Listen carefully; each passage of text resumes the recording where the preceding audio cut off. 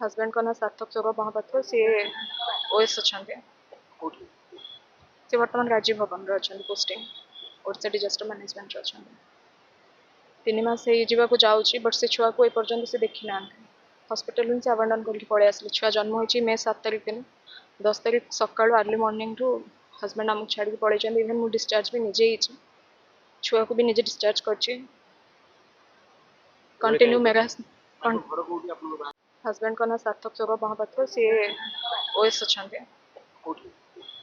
सी बर्तमान राजीव भवन अच्छा पोस्टिंग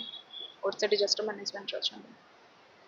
3 मास हो जाऊँगी बट से छुआ को एपर्तंत से देखी ना हस्पिटाल से आबंडन करके पलि आसले छुआ जन्म हो मे 7 तारिख दिन 10 तारिख सका अर्ली मॉर्निंग रू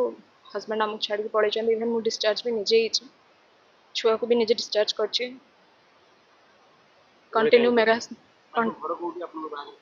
जदि आपंक आम भिडी भल लगा तेब आम चैनल को लाइक शेयर और सब्सक्राइब करने को जमा भी भूलु नहीं।